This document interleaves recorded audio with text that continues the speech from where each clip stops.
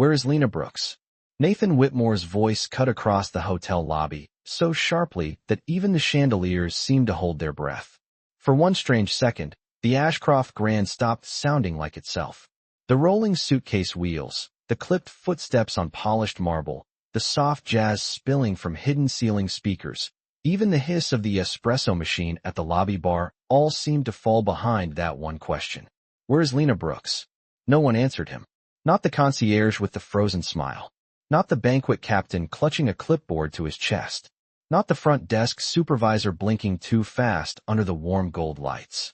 Beyond the 40-foot glass doors, black SUVs lined the curb in a neat row, dropping off donors, board members, and city officials for the Ashcroft Foundation Gala, the biggest event the hotel would host all year. Inside Ballroom A, 600 guests were expected by 7 o'clock sharp. It was 6:12 p.m., and the ballroom air conditioning had just gone warm. In the service corridor, a pastry cart had gone missing. Upstairs, a family in the presidential suite was still waiting on a crib that should have been delivered an hour ago. And somewhere near the east elevators, a little girl in a silver dress was crying so hard she could barely breathe. Nathan stood in the center of it all in his midnight blue suit, jaw tight, one hand on his hip, the other wrapped around a buzzing phone he no longer seemed able to manage. He looked like a man used to control, the kind who believed problems existed mainly so other people could solve them before he had to notice. But tonight the problems were multiplying too fast. Did anyone call her? He asked, quieter now, which somehow made the room feel even colder. The banquet captain cleared his throat. Sir, her radio's off. Then page her. We did. Nathan turned to the front desk. Send someone to operations. The supervisor swallowed. We already checked. A pause. She's not there. The answer landed badly. Nathan's eyes narrowed as if the words themselves were unacceptable. Around him, the hotel still looked immaculate. Fresh white orchids bloomed on the lobby tables. Brass rails gleamed. Candlelight trembled in glass cylinders along the marble staircase. A violinist in the mezzanine alcove kept playing, though the music now sounded thin against the pressure building. Beneath it, that was the trick of places like the Ashcroft Grand. From the outside, they never looked broken. They just started missing a beat. Then another. Then another. A bellman hurried past carrying the wrong garment bag. A server stopped short at the bar because the specialty menus had vanished. In the far corner, one of the revolving doors stuttered, then slowed, then stopped altogether, trapping a gust of cold March air inside the lobby. Nathan looked over at Claire Monroe, the hotel's director of guest experience, whose lipstick was perfect and whose face was not. You said everything was covered, he said. Claire straightened. It was. Nathan stared at her for one hard second, then looked back at the staff, at the widening cracks no one could smooth over with a smile. Find her, he said. Still no one moved right away. That was when it happened, the tiny shift too small for the guests to notice, but big enough to chill everyone wearing a name tag. The security guard near the employee entrance glanced at the time clock screen, then lifted his eyes slowly. Sir, he said, voice low. Lena's badge was deactivated last night. And just like that, the beautiful machine kept shining while the first Real tremor moved through its bones. The words settled over the lobby like cold dust. Lena's badge was deactivated last night. Nathan did not speak for a moment. He only stared at the security guard as if the man had said the wrong thing in the wrong language. Then he held out his hand. The guard hesitated, pulled a tablet from under the podium, and placed it there. Nathan swiped through the screen with clipped, impatient motions. Employee access log. Service entrance. Operations office. Linen corridor. Freight elevator. At 11:43 p.m., Lena Brooks had badged out through the south staff door. No re-entry. No overnight override. No note from management that anyone wanted to admit to in front of him. Who authorized it? Nathan asked. His voice was low now, the kind that made people answer faster than they thought. The guard looked toward Claire. Just once. It was enough. Claire lifted her chin, but her color had already changed. She was suspended pending review, she said. It was supposed to be temporary. Nathan turned to her slowly. For what? For insubordination. The word hung there, too neat for the mess gathering around them. A housekeeper rushed across the back of the lobby with a stack of monogrammed towels. A server nearly collided with her because the printed seating cards for table 12 had been misplaced. At the front desk, a couple from Boston was asking why the suite they reserved for 3 nights still smelled faintly of paint. The answer was simple. The room had needed to be switched that afternoon after a leak on 16, and the only person who knew which engineer to call, without starting a chain of excuses, was gone. Nathan looked back down at the access log. Who handled her transition notes? No one answered. A phone rang at the concierge desk and kept ringing. Somewhere behind the ballroom doors, a microphone squealed, cut out, then came back with a blast of static that made half the heads in the lobby turn. The temperature in ballroom A had climbed to 78 degrees and was still rising. Nathan could feel the heat each time the doors opened and closed. Guests were beginning to fan themselves with programs thick enough to feel expensive. Flowers were arriving before the centerpieces had been placed. The string quartet had been moved 15 feet to the left because the original corner still had a water stain no one had covered. These were not disasters, not yet. They were small humiliations, the kind luxury was never supposed to let people see. Claire crossed her arms. I did not think one operations coordinator would bring the whole evening to its knees. The sentence was meant to sound rational. It did not. It sounded brittle.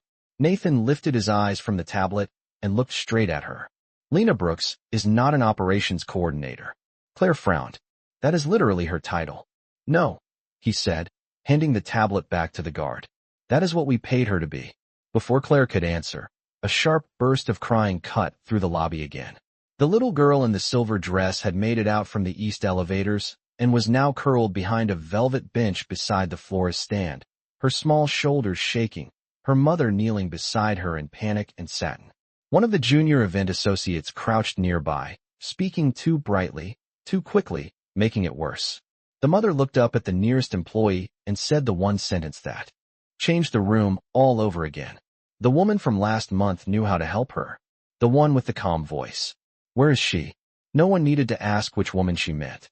In the distance, the grand piano in the mezzanine lounge struck a wrong note, hard and lonely, then fell silent. 18 hours earlier, the Ashcroft Grand had sounded different. Not frantic. Controlled. The kind of control that came from polished wood, chilled water glasses, and people who believed money could make a room behave. On the 23rd floor, inside the executive conference room, with its smoked glass walls and skyline view, Claire Monroe stood at the head of the table in a cream suit, smiling the kind of smile that had been practiced in mirrors and rewarded in promotions. A digital floor plan of ballroom A glowed behind her in soft blue light. We are perfectly positioned for tomorrow night, she said, tapping the screen with the back of a silver pen. Guest arrival at 6:30. Welcome cocktail service at 6:45. Remarks at 7:15. Live auction at 8. Dessert reveal at 8:45. We have every detail covered. Around the table, department heads nodded in the smooth, tired way people did when they wanted the meeting to end on time. Nathan Whitmore sat near the center, jacket buttoned, cuff links catching the morning sun, his expression unreadable except for the faint impatience in the way he lined up the edge of his notepad with the table seam. Lena Brooks stood near the side wall with a binder against her ribs, close enough to speak if called on, far enough to be forgotten if not. That was usually where she was placed. Not at the table. Near it. Useful, but not visible. The smell in the room was lemon polish, printer toner, and expensive coffee cooling too fast. Claire clicked to the next slide. The Ellison family requested a modified menu for their daughter, but culinary has already accommodated that. The donor table has been adjusted. Security has the revised access list. Engineering has signed off on ballroom temperature stability. We are good. Lena lowered her eyes to the copy of the event grid in her binder. One line caught there like a thread on fabric. Ballroom temperature stability. She looked up again. Claire was already moving on. Transportation has the mayor arriving through the North Port Cochere, and the guest speaker will use the West Service Corridor to avoid press congestion. Another page turned. Another confident sentence. Then Lena saw the second problem. The West Service Corridor would be blocked at 7 by floral strike for the mezzanine staircase. It had been changed the night before after a last-minute donor photo installation. She knew because she had updated the overnight routing board herself with a black marker that still stained the side of her thumb. Nathan finally spoke. Any conflicts? Claire smiled without looking away from him. None that matter. It should have ended there. In rooms like that, it usually did. The right people spoke. The others carried the weight after. But Lena felt the old familiar pull in her chest, the one that came whenever silence started looking expensive. She cleared her throat once, softly. No one noticed. The second time, Nathan glanced her way with mild irritation, like a man acknowledging a sound from the hallway. Yes. She did not move from the wall. There are two issues. Claire gave a small laugh through her nose. We are fine, Lena. Lena kept her voice calm. Ballroom A is not fine. The south cooling unit has been cycling warm every 43 minutes since Tuesday. Engineering has not fixed it. They have only reset it. A pause. Not long. Just long enough for two people at the table to look at each other. Claire's smile thinned. That was resolved. No, ma'am, Lena said. It was delayed. Nathan sat up a little straighter. Claire turned fully toward her now. And the second issue? Lena opened the binder and did not rush. Your guest speaker route goes through the west service corridor at the exact time Floral will block it. If you move him there, he will either hit a traffic stop behind two rolling ladder racks or walk in through the prep area next to dirty stem buckets. The room went still in that specific executive way where nobody moved because everyone was recalculating the cost of being wrong. Claire's face did not fall. It sharpened. Nathan looked from the projection screen to Lena, then back again. For the first time all morning, his pen stopped moving. Claire did not look at the screen again. She looked at Lena. There was nothing loud in her expression, which somehow made it worse. Just a careful stillness, polished and cold. Engineering signed off on that unit this morning, she said. Lena nodded once. Yes, ma'am. After resetting it for the third time in 2 days. A few eyes shifted toward the engineering director at the far end of the table. He reached for his water glass, but did not drink. Nathan leaned back in his chair, fingers steepled under his chin. Is she correct? He asked without turning. The engineering director cleared his throat. The unit has been unstable. Yes, but we expected it to hold through tomorrow night. Lena answered before anyone else could smooth it over. Expected is not the same as guaranteed. The sentence landed clean and hard. Claire gave a soft exhale that sounded almost like amusement. Thank you, Lena. We appreciate your enthusiasm. It was the kind of sentence designed to make a person smaller in front of witnesses. Lena felt the heat rise at the back of her neck, but her face stayed calm. Outside the glass wall, the city shimmered in pale winter light, steel blue and silver, while inside the room the air felt suddenly thin. Nathan tapped his pen once against the table. And the corridor conflict? Claire clicked to the staffing slide as if the answer might already live there. It did not. Her jaw tightened just enough for Lena to notice. That is a manageable reroute, Claire said. In other words, Nathan replied. She is correct again. Nobody wrote that down, but the whole room heard it. For one brief second Lena thought that might be enough. Not praise, not even fairness. Just truth placed where everyone could see it. But rooms like this had their own laws, and truth was never the only thing being managed. Claire set down the silver pen with deliberate care. With respect, she said, turning toward Nathan but aiming every syllable at Lena. There is also the matter of role discipline. We cannot run a property this size if every support employee feels empowered to interrupt strategic planning whenever they have a feeling. The word support employee settled over the table like dust. Lena understood exactly what it meant in Claire's mouth. Not her job, not her place. Useful when invisible, disruptive when heard. Nathan said nothing right away.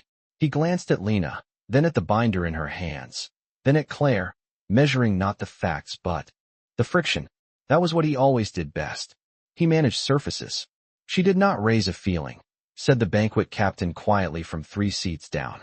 She raised 2 operational failures. Claire turned to him with a smile, so thin it nearly disappeared. Thank you, Peter. I am sure we all value input from every level. But there is a chain for a reason.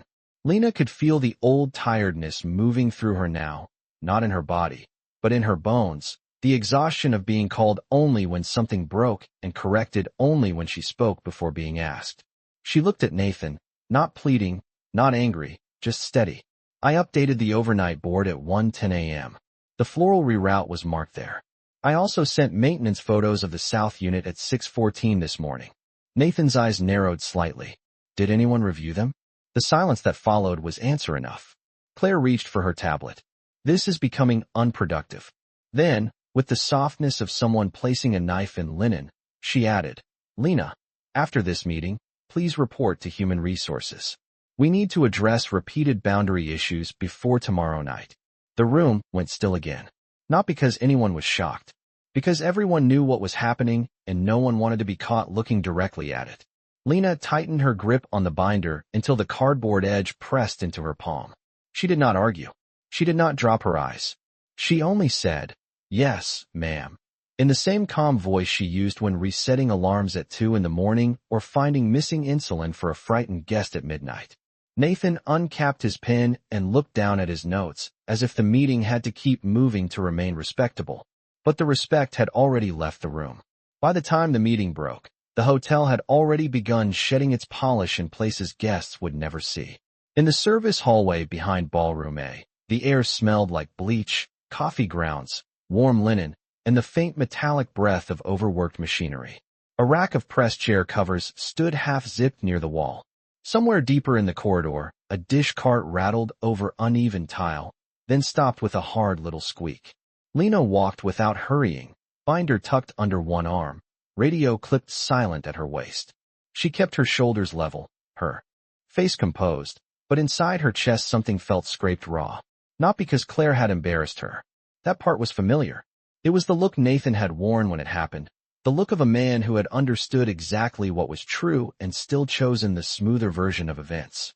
Near the loading dock doors, a young bellman named Theo was wrestling a garment bag onto a rolling cart that had lost one good wheel. He looked up when he saw her and straightened too fast, nearly knocking a stack of folded staging linens to the floor. "Miss Brooks," he said, lowering his voice. "Is it true they sent you to Human Resources?" Lena set the binder down on a stainless steel prep counter and adjusted the strap of the radio that was no longer hers to use by morning. "That is what they said." Theo glanced over his shoulder, though no one was close enough to hear. He was 22 at most, all long limbs and anxious eyes, with the kind of careful politeness that came from learning early how fast jobs could disappear. "Then you should leave," he said. The words came out in a rush. "I mean for real this time. You should just let them drown in it." Lena looked at him. Past him, through the narrow wired glass pane in the service door, she could see the first florist van backing into the alley, white reverse lights flashing against wet pavement. The sky outside had gone the color of cold dishwater. "That is not how drowning works," she said quietly. Theo gave a humorless little laugh. "You know what I mean." He stepped closer and dropped his voice further. "Everybody in this building knows who keeps this place standing after 5 o'clock. They call Claire when the donors arrive, and they call you when the pipes back up, when the elevators freeze, when somebody loses a medication bag, when the kitchen melts down, when a guest kid starts crying so hard they scare the whole floor. And then they act like you just happened to be nearby." Lena said nothing. Theo looked at her with open frustration now, the kind younger people had when they had not yet learned how often the world rewarded the wrong performance. "You saved them in there," he said. "And she still made you the problem." Lena ran her thumb over the edge of the binder until she found the place where the cardboard had softened from use. It was full of things no one had asked her to remember, but that she remembered anyway. Vendor numbers. Allergy notes. Which ceiling vent always rattled in the East Bridal Suite? Which engineer worked faster when spoken to kindly, and which one worked faster when given exact times and no room for pride? The hidden map of a place that looked effortless only because somebody carried the effort for it. She lifted her eyes back to Theo. "Some places do not fall apart because they are weak," she said. Her voice stayed even, almost gentle. "They survive because someone keeps catching the pieces before they hit the floor." Theo stared at her for a second, then looked down, jaw tight. At the far end of the corridor, someone called for a misplaced seating chart. A printer jam alarm began chirping from the business center. A cook shoved through the swing doors muttering about a seafood order that had arrived with the wrong invoice. The building was already asking for her in 100 small ways. Lena reached for her binder again, held it against her side, and for the first time that day let herself wonder what this place would sound like if she stopped answering. At 4:37 p.m., the call came through the back office landline instead of the radio, which was how Lena knew it was not routine. The operations desk sat in a narrow room behind the service elevators, half lit by fluorescent panels that always hummed a little too loud. On one wall hung a whiteboard layered with room changes, vendor initials, and handwritten arrows in 3 different colors. On another sat a metal shelf lined with extra batteries, lost key packets, sewing kits, stain remover, bottled water, and the quiet tools that kept a luxury hotel from confessing how fragile it really was. Lena picked up on the second ring. Operations. Human Resources asked her to come upstairs. Not tomorrow. Not after the gala. Now. When she stepped onto the 21st floor 10 minutes later, the carpet changed beneath her shoes from industrial grip to thick muted gray. The hallway smelled faintly of cedar and expensive soap. Human Resources was at the end of the corridor, beyond a frosted glass door with her reflection softened out of focus. Inside, the office was too warm. Claire Monroe was already there, seated with her ankles crossed, one hand resting on a leather folio. Beside her sat Marianne Ellis from Human Resources, a woman with careful pearls and a voice so gentle it often made bad news feel pre-written. Nathan stood near the window with both hands in his pockets, watching the city sink into early evening. He turned only after the door clicked shut behind Lena. For one strange second, no one said anything. The silence felt organized. Lena remained standing until Marianne gestured toward the empty chair. Please sit. Lena did. Claire opened the folio and slid a single incident report across the desk. At 2:58 p.m., she said, a donor welcome packet containing access credentials and seating confirmations went missing from the event prep office. Lena looked down at the page. There was her name in black type under last person observed in room. She did not touch the paper. I dropped off the revised route cards there after the meeting, she said. The packet was on the left side of the desk when I left. Claire folded her hands. And now it is not. Lena lifted her eyes to Nathan, then to Marianne, then back to Claire. There is camera coverage on that hallway. Claire answered before anyone else could. Not inside the prep office. Then check who entered after me. We will, Marianne said softly. But until then, leadership has concerns about judgment, professionalism, and repeated disruptions in chain of command during a highly sensitive event cycle. The words were smooth enough to sound almost humane. Lena felt something cold pass through her, not panic, not surprise, just the clean, hard shape of recognition. This had been decided before she walked in. Nathan finally spoke. This is not permanent. His voice was controlled, even tired. You are being placed on immediate, unpaid suspension pending review. Lena kept her face still. Before the gala. Nathan did not answer that. Claire did. The hotel cannot absorb more unpredictability tonight. That almost made Lena laugh. But she did not give her that satisfaction. She looked at the incident report again, then at the edge of Marianne's desk where someone had left a half-dead orchid leaning toward the window. You know I did not take it, she said, and this time she was speaking to Nathan. He held her gaze. For a moment, then looked away first. This is bigger than one packet, he said. It is about whether this team can function with discipline. Lena rose slowly from the chair. No, she said. Her voice was quiet, but the room heard it. It is about whether this place knows the difference between discipline and convenience. Claire's expression hardened. Marianne shifted in her seat. Nathan straightened, jaw tightening. Enough. Lena picked up her employee badge from the lanyard at her neck and laid it gently on the desk. Plastic against wood. A very small sound. You do not have to worry, she said. I will not make another disruption. Nathan exhaled through his nose, already halfway back inside the armor of management. Everyone is replaceable, Lena. The room went still after that. Not because the sentence was loud. Because it was not. Lena looked at him for one long second, then nodded once as if he had finally told the truth he had been rehearsing all day. When she turned to leave, the badge remained on the desk between them like something far more expensive than any of them yet understood.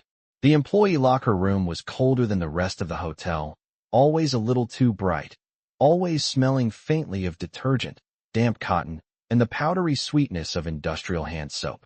Lena stood in front of locker 214 with her key still in her hand, though the badge around her neck was gone and the routine that had shaped her days no longer belonged to her.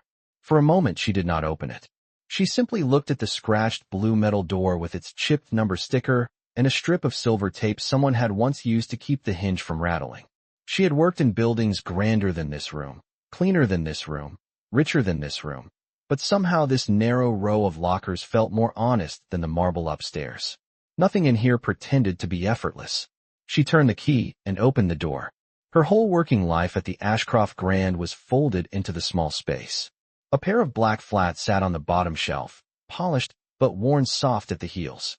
Beside them was a clear zip pouch filled with safety pins, a travel sewing kit, pain reliever, peppermint tea bags, a stain remover pen, 2 granola bars, and a tiny flashlight with a cracked rubber grip.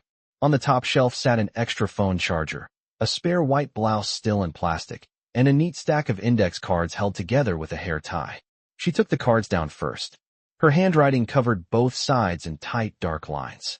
Room 1608, feather allergy, replace down pillows before arrival. Mr. Holloway in 1203, no cilantro, never say no problem, say absolutely. Ava Ellison, age 7, noise sensitive, silver dress last month, hum softly before speaking.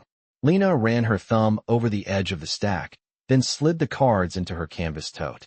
Behind them was a pair of clean socks rolled into each other, a packet of lemon cough drops, and the little silver cross her grandmother had pressed into her palm years ago on the first day of her first hotel job.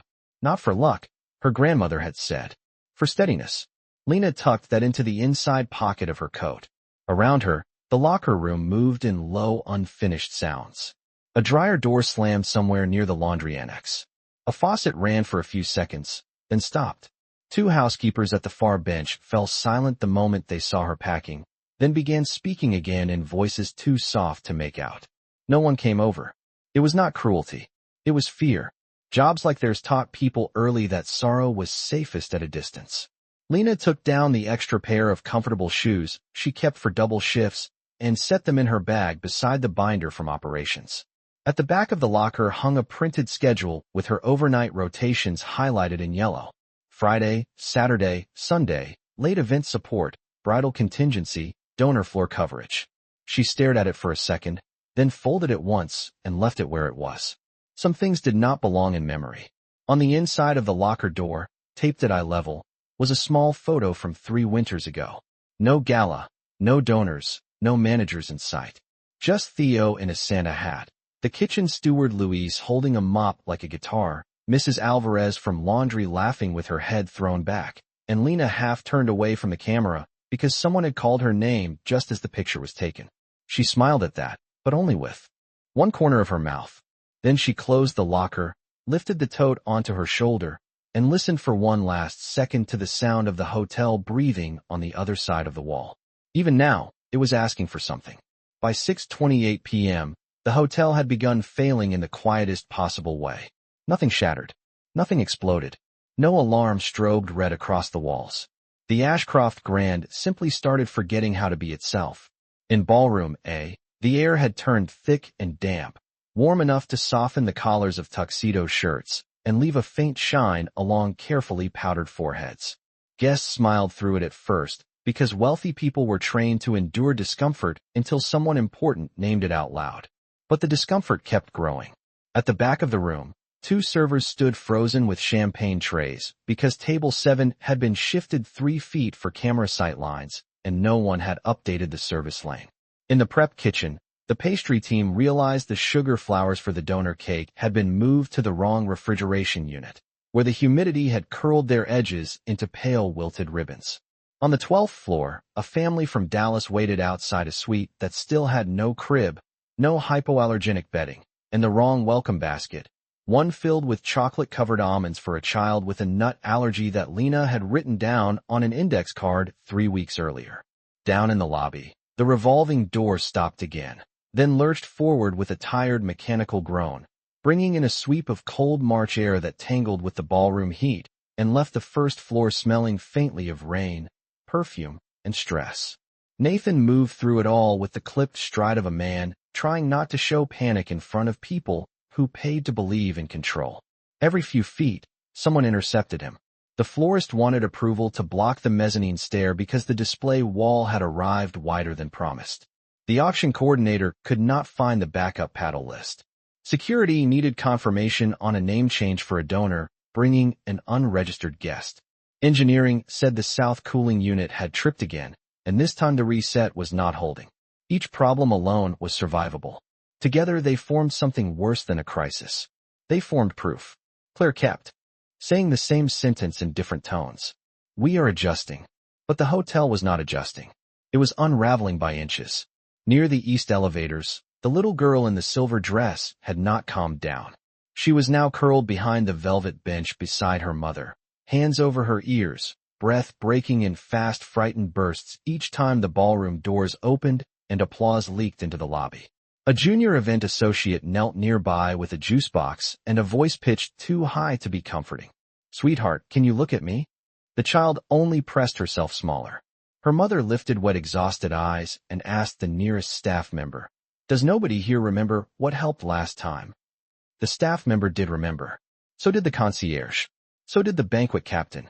So did the housekeeper who had once watched Lena sit cross-legged on marble with this same child and hum under her breath until the panic passed like a storm moving off water.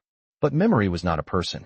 Memory could not answer a radio, reroute a floral card, find the right engineer, calm a donor, or stop a building from confessing how much of its grace had always rested on one pair of steady hands.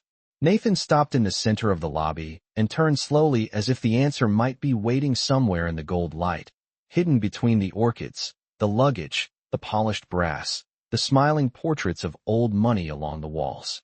Instead, he saw only staff moving faster and accomplishing less. It was then, standing inside all that expensive disorder, that he began to understand the shape of what was missing. Lena had never been a spare part. She had been the rhythm. The child's crying had changed by then. It was no longer loud in the ordinary way. It had gone thin and ragged, the sound of someone too overwhelmed to keep fighting the room around her. She was tucked behind the velvet bench near the florist's stand, silver tool crushed beneath her knees, patent shoes turned inward, both hands pressed so tightly over her ears that her knuckles had gone pale.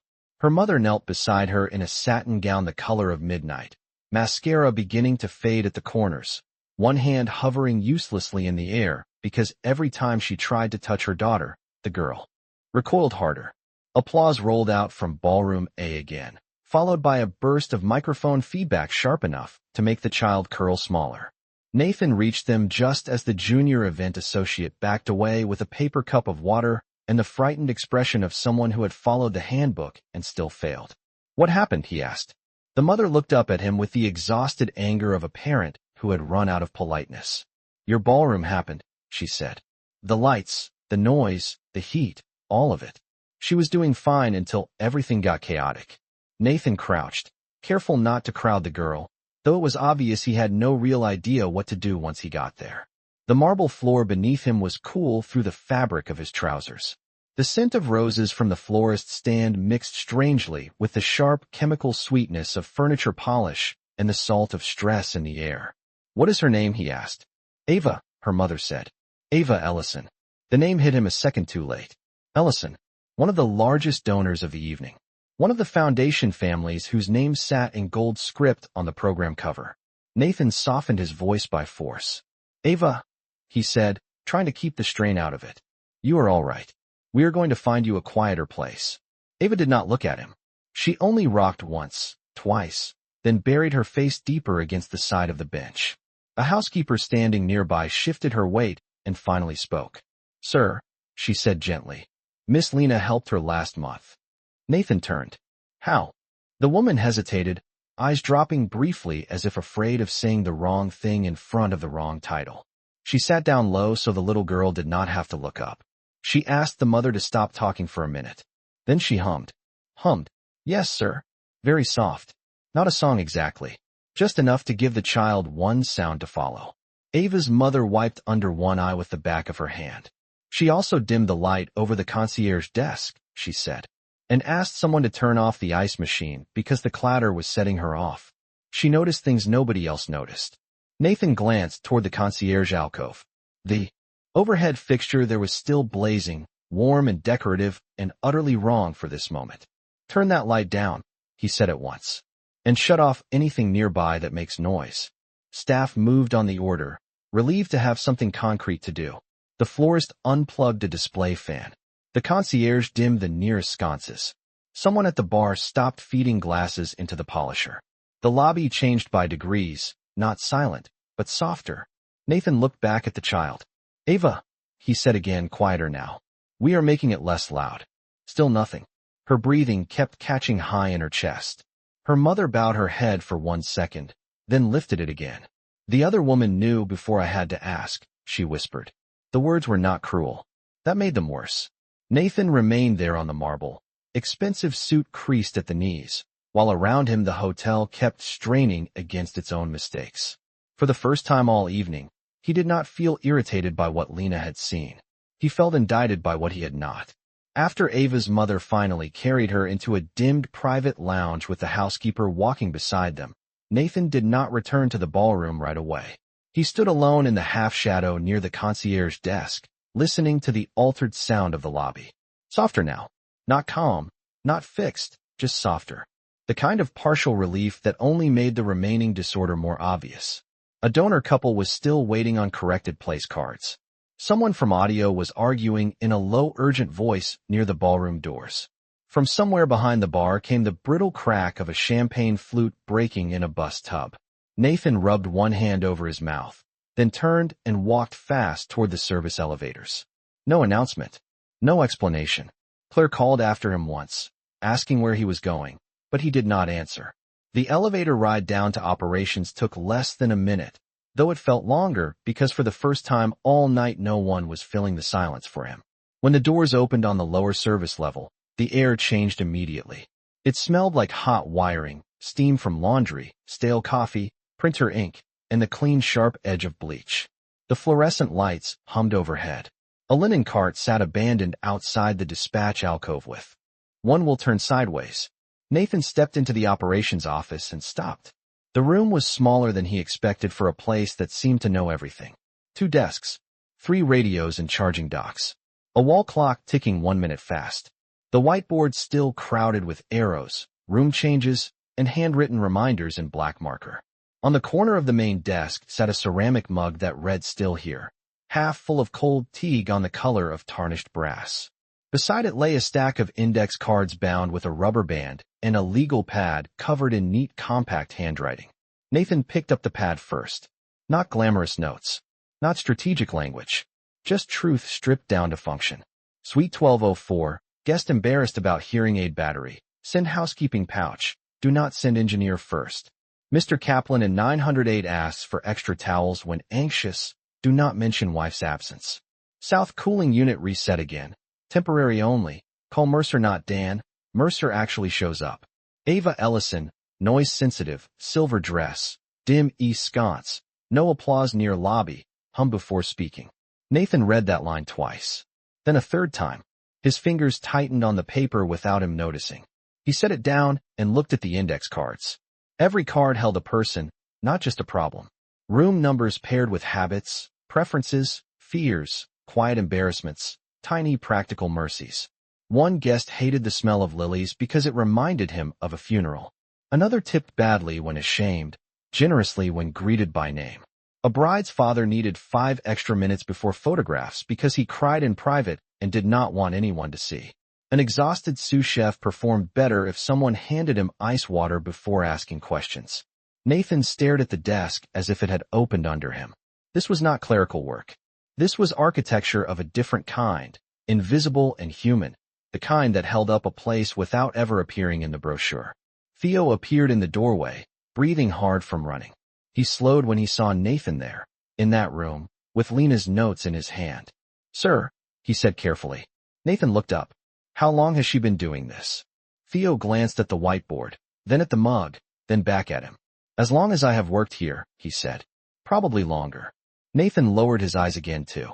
The line about Ava, about humming, about noticing. The gala upstairs was still wobbling on expensive shoes, but down here, in the humming light of a room no donor would ever photograph, he found the first honest map of the hotel. And it had been written by the woman he told was replaceable. Theo did not leave when Nathan fell silent. He stood in the doorway with both hands clasped in front of him, shifting his weight once on tired shoes, as though he had not yet decided whether the truth in that room was something a man like Nathan Whitmore actually wanted or only something he wanted briefly, while the consequences were still inconvenient enough to feel personal. Nathan set the legal pad down with more care than he had picked it up. The fluorescent light above Lena's desk cast a pale square over the notes, the index cards, the cold tea, the scuffed edge of the chair where she must have sat through 100 invisible emergencies. Upstairs, somewhere beyond 2 service floors and a ballroom full of money, the gala was still stumbling forward.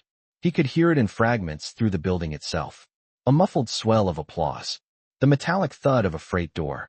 The clipped burst of a radio someone forgot to lower before speaking. The Ashcroft Grand was still standing, but now he knew exactly how dishonest that appearance was. "Who took the donor packet?" he asked at last. Theo hesitated. "I do not know who took it, sir." Nathan looked at him. "That is not what I asked." Theo swallowed. "I know Miss Brooks did not." Nathan held his gaze. "Why?" Theo let out a slow breath. "Because she spent half her shifts protecting people who would never know her name. Because if she wanted to hurt this place, she could have done it 100 easier ways than taking a packet off a desk." He nodded toward the whiteboard. "You were looking at what she really kept track of. Not just rooms. People. Patterns. Weak spots. Things nobody else bothered to learn." Nathan said nothing. Theo's voice grew steadier. "The donor packet was missing for 20 minutes. Claire found it later in the floral staging closet and told everybody it had been misplaced during prep. But human resources still called Lena upstairs. That landed with a sickening kind of quiet." Nathan turned fully toward him. "You are certain?" "Yes, sir." Mrs. Alvarez from laundry saw Claire come out of the prep office holding it. She thought it was odd because Claire looked right past her like she was not there. Nathan felt his jaw tighten. Not hot anger. Something colder. Something cleaner. He thought of the incident report, of Marianne's gentle tone, of Claire's careful stillness, of his own voice saying everyone is replaceable, as if precision could make cruelty professional. He looked back down at Lena's notes. "Call Mercer, not Dan. Dim East Sconce. Do not mention wife's absence." Tiny mercies written like maintenance codes. "Where did she go?" he asked. Theo shook his head. "I do not know." Then another voice answered from behind them. "I do." Both men turned. Mrs. Alvarez stood just outside the office, small and straight-backed in her laundry uniform, a folded stack of napkins balanced on one arm. Her silver hair was pinned neatly at the nape of her neck, and there was nothing dramatic about her face, only the steady dignity of someone who had spent years being overlooked and had never mistaken invisibility for insignificance. She stepped inside and set the napkins on the spare desk. "People like Lena do not go where they can be seen," she said. "They go where somebody still needs help." Nathan waited. Mrs. Alvarez looked at him for a long second, deciding something. "Her aunt works nights at St. Martha's residence on Mercer Street. Assisted living. Old brick building, 3 blocks west of the bus depot. When Lena is hurt, she goes there. Not to be comforted, to be useful." The words moved through the room and settled there, heavier than accusation because they were not meant as one. Nathan picked up his coat from the back of Lena's chair without asking himself why. Upstairs, the hotel was still calling for answers. Down here, for the first time all evening, he had one. Mercer Street was wet with old rain and city light by the time Nathan pulled up outside St. Martha's residence. The building sat between a closed pharmacy and a corner deli with its neon sign buzzing blue in the window, an old brick structure with narrow white-trimmed windows and a front awning that had seen better winters. Nothing about it looked grand. Nothing about it pretended to be. A porch light glowed over the entrance, soft and amber, and through the glass Nathan could see a small lobby with worn chairs, a fake ficus tree in a brass pot, and a volunteer desk stacked with crossword books and reading glasses. The place smelled like boiled vegetables, laundry steam, and lemon cleaner the moment he stepped inside. It was warm in the unpolished way that expensive places often failed to be. A nurse in purple scrubs looked up from behind the desk, took in his suit, his coat, the strain around his eyes, and asked if he was lost. Nathan opened his mouth, then closed it again, because for once he did not know how to package his purpose into something clean. "I am looking for Lena Brooks," he said finally. The nurse's face changed in a way he had started recognizing that night. Not surprise exactly, but immediate understanding. "Laundry room," she said. "Basement level. She has been down there 30 minutes. Nathan thanked her and followed the painted sign toward a narrow stairwell. The basement was quieter than the hotel, but not silent. A dryer turned somewhere ahead with a soft rhythmic thump. Pipes clicked in the walls. From farther down the corridor came the faint sound of an old radio playing a slow gospel song under static. The laundry room door stood half open. Nathan stopped in the doorway and did not go in right away. Lena was kneeling beside an industrial dryer with the front panel open, sleeves rolled to her forearms, one hand steadying a flashlight while the other adjusted something small and precise near the vent housing. Her canvas tote sat on a folding table beside a basket of towels. An elderly woman in a pale pink cardigan sat in a chair a few feet away, watching with the complete trust of someone who had already decided the room was safer because Lena was in it. "It is the lint sensor again," Lena said without looking up, her voice low and even. "It thinks the cycle is done when it is not. That is why the sheets keep coming out damp." The woman nodded as if this explanation mattered deeply. "I told them the machine was tired." Lena smiled at that, just a little. "It is tired, but it is not done." Nathan felt something in his chest shift at the words, though he could not have explained why. Lena slid the panel back into place, rose, and pressed the start button. The dryer hummed, caught, and began turning with a steadier sound than before. The woman clapped once, delighted, then looked toward Nathan as if noticing him for the first time. Lena followed her gaze. For a brief second, she did not speak. The basement light flattened the color from the world, but it could not flatten the change in her face. Not shock, not softness, just a kind of careful stillness, as if she were deciding whether this was another problem walking toward her in polished shoes. Nathan stepped inside. The concrete floor felt too loud beneath him. "I owe you an apology," he said. Lena held his gaze, then glanced toward the woman in the chair. "Mrs. Calder, would you give me 1 minute?" Mrs. Calder rose with effort, patted Lena's hand once, and shuffled slowly into the hallway with the dignity of someone who knew when a room had turned important. When the door eased shut behind her, the dryer kept turning between them, warm air carrying the scent of clean cotton into the narrow space.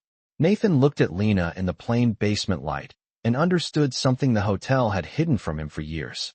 Stripped of radios, orchids, chandeliers, and titles, she was still exactly who the room needed most. He, for the first time all evening, was not. Nathan stood with his hands at his sides, no speech prepared now, no polished cadence left to protect him. The dryer turned behind Lena with a low, steady rhythm, warm air lifting the edge of a folded sheet on the table beside her tote. In the hallway, a cart rolled past and then faded. For once, nothing rushed him toward the next decision. "Claire framed you," he said quietly. "The donor packet was found. She let the report stand anyway, and I let it happen." Lena did not answer at once. She folded the flashlight closed and set it down beside a bottle of fabric softener. "Yes," she said, not bitter, not surprised, just yes. Nathan swallowed. In the harsh basement light, the apology he had rehearsed on the drive over sounded too small before he even spoke it. "I should have checked. I should have listened in that meeting. I should have known what you were carrying for us." Lena looked at him then, really looked, and something in her expression made him feel the full poverty of every sentence he had used upstairs to make harm sound procedural. "You knew enough," she said. "You just trusted what was easier to believe." The words did not rise. They settled. Nathan lowered his eyes for a second. He deserved that. More than that. "The gala is coming apart," he admitted. Ava Ellison had another panic episode. The ballroom cooling failed. The suite on 12 is still wrong. Every department keeps saying the same thing. A breath. Usually Lena handles that. The faintest shadow of sadness crossed her face, but it was not for herself. It was for the people still inside the machine. "And now you want me to come back and save the evening," she said. Nathan did not lie. "Yes." Lena glanced toward the door Mrs. Calder had gone through, then at the basket of half-folded towels, then back at him. "Not for you," she said. "I know. Not for your donors. I know." She held his gaze one moment longer, making sure he truly did. "I will come back for the people downstairs who will take the blame for a night they did not break, for the child in the silver dress, and for every housekeeper, porter, line cook, and bellman who is running themselves into the ground because leadership confused visibility with value." Nathan nodded once. It felt less like being forgiven than being measured honestly for the first time in years. "That is more grace than I earned." Lena picked up her tote and slipped the strap over her shoulder. "Grace is not the same as trust." They drove back in near silence. When they stepped through the service entrance at the Ashcroft Grand, the building seemed to recognize her before the staff did. Theo saw her first and straightened so fast he nearly dropped a crate of bottled water. Then Mrs. Alvarez from laundry. Then the concierge. Then the banquet captain. No one cheered. It was not that kind of moment. It was quieter and deeper than that, the kind of relief that moved through a place like breath returning. Lena walked straight to the lobby lounge where Ava sat curled under her mother's shawl, eyes swollen, shoulders still tight with leftover fear. Lena crouched a few feet away and began humming, barely louder than the air. Then above them, Ava's hands loosened first, then her breathing, then her eyes lifted. Around them, the hotel kept moving, but now it moved around the right center. Later, long after the final dessert plate had been cleared and the last black sedan had disappeared into the wet city dark, Nathan stood before the overnight staff in the service corridor, no podium, no microphone, no orchids to soften him. His tie was gone. His face looked older. "Tonight ran it all," he said, "because Lena Brooks chose to help people who were failed by leadership, including me." He did not rush the next part. "I told her everyone is replaceable. I was wrong." The corridor stayed still. Nathan turned to Lena, and under the hard practical lights that had always told the truth better than chandeliers ever could, he handed her a new badge.